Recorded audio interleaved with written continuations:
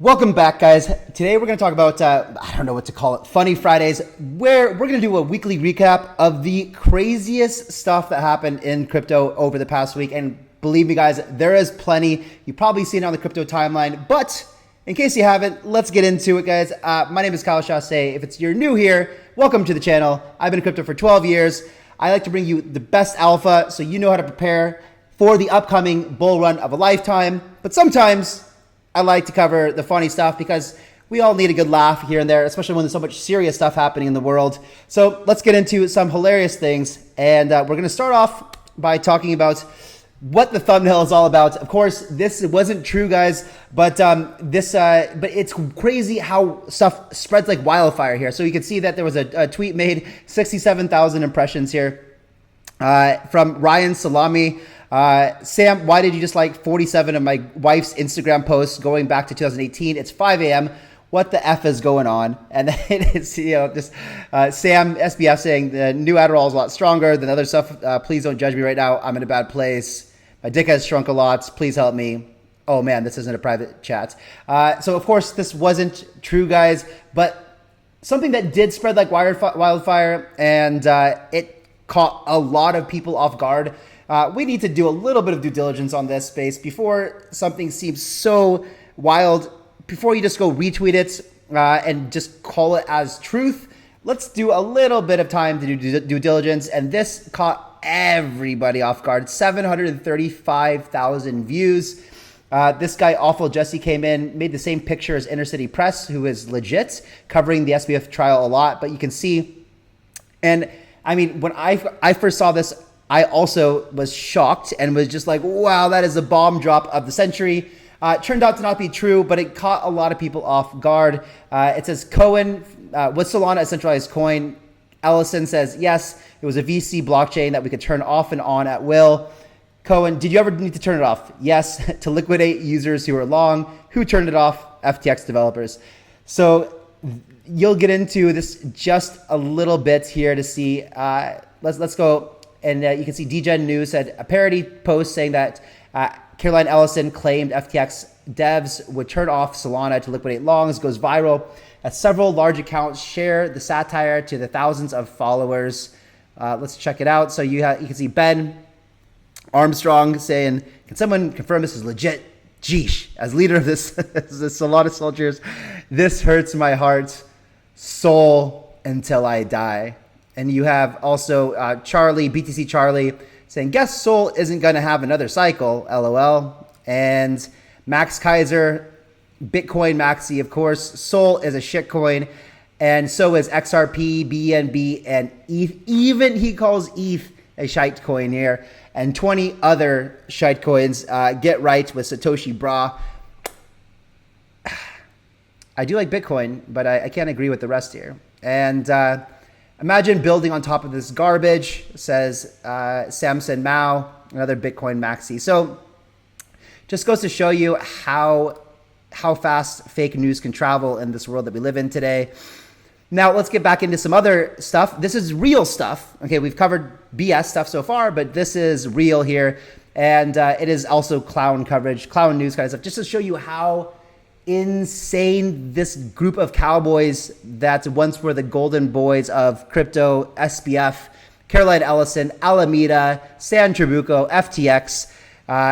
You can see here in these court documents, these are Caroline Ellison's notes she had here. And you can see here they have minus $150 million from The Thing.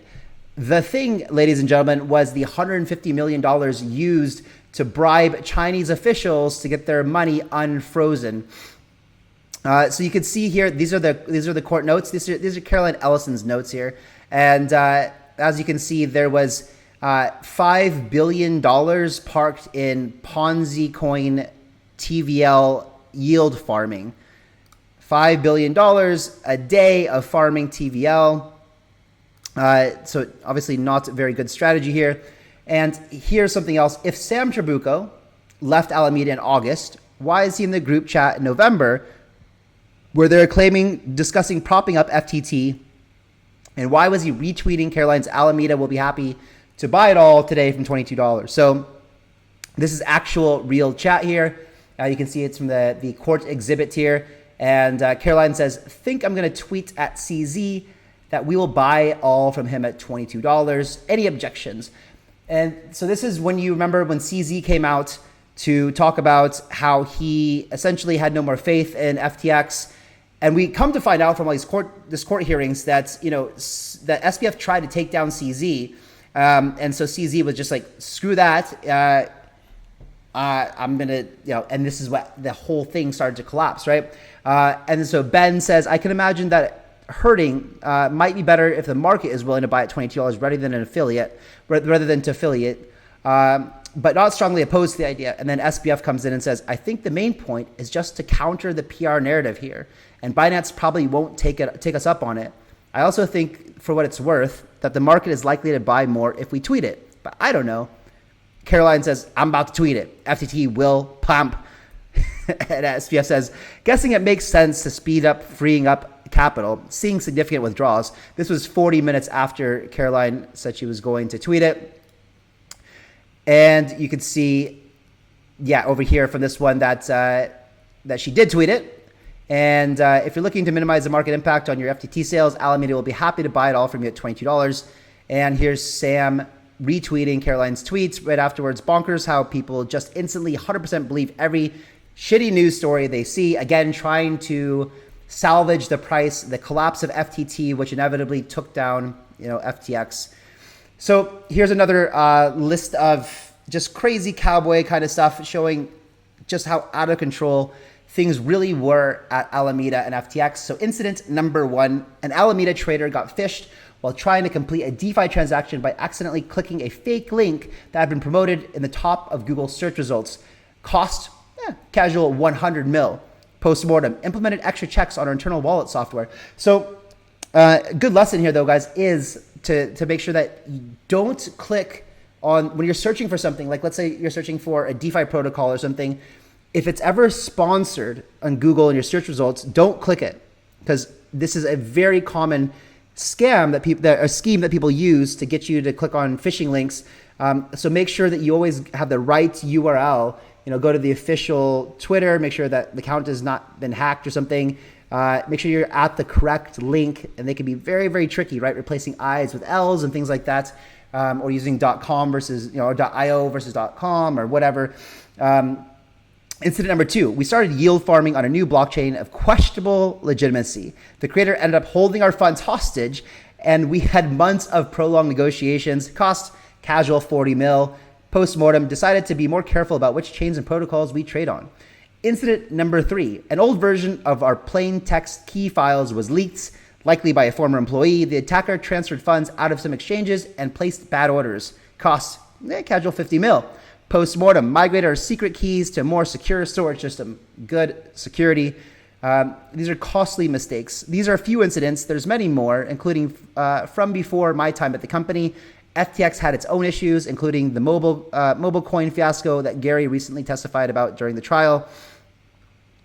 So, just see that there was a gross irresponsibility happening within Alameda. Now, of course, there's never a dull moment in crypto. Only in crypto, never a dull moment. Not only in crypto, but it definitely happens. This is what we're here for, to have a little bit of a good laugh on Fridays. Before you guys go out and enjoy your weekend, I would like to cooperate, says the hacker. This is from the what is this called? I forget, what is this thing? Stars Arena. That's right, the big hack that happened. So this is conversation between the hacker and the Stars Arena team. I would like to cooperate. Hey, your message has been received.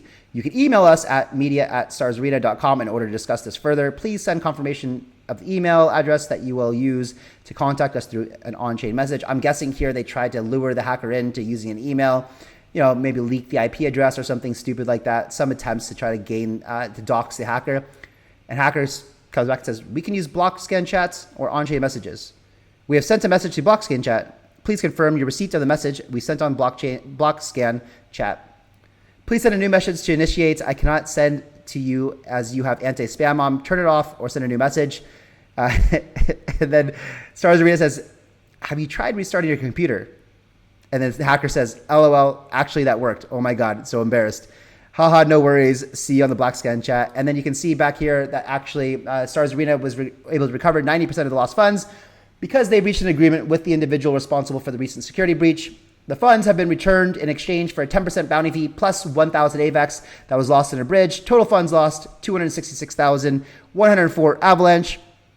Funds returned 239,493 AVAX in 2 transactions. So anyway,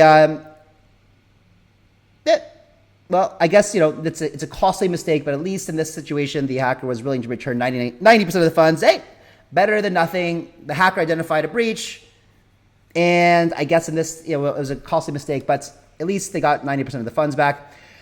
And this is another clown take on crypto here from Jared Dillon, author of whatever. I mean, just a horrible take. I don't understand the crypto folks who remain enthusiastic about crypto.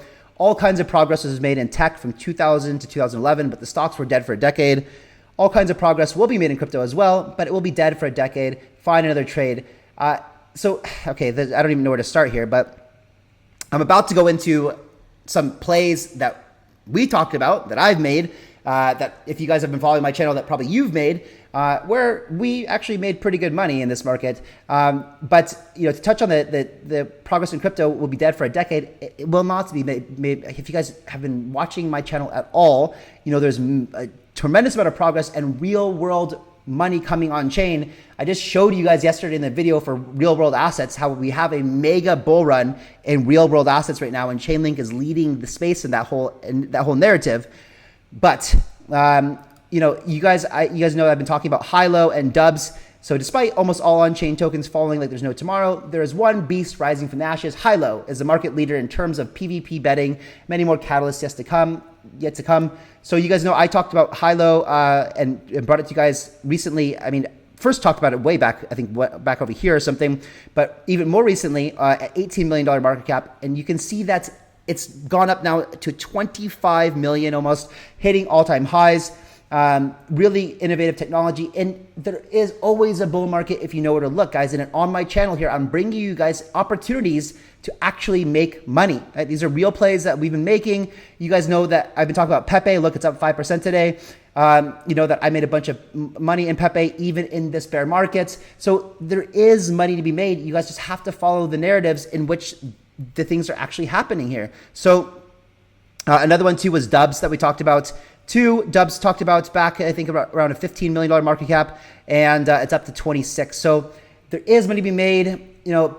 Another one too is that you've had Rollbit, which did like 10,000x in this bull market or something, which I'm still incredibly bullish on. If you haven't seen my video, it's amazing. Go check that out on Rollbit. And then also on, Pepe was an incredible opportunity to ride that thing up from, when I got in was $130 million market cap. And that thing went up to 1.7 billion. And so, I mean, yeah, it's just a silly take, guys. Anyway, let me know if you enjoyed this video. Funny Fridays or whatever you can call them. There's not always so much clown news in crypto Twitter, in the crypto world, but this week there was. I brought it to you. I want to lighten the mood. Hope that you guys enjoyed it. I will catch you on the next one. Have a great weekend. See you guys later. Bye-bye.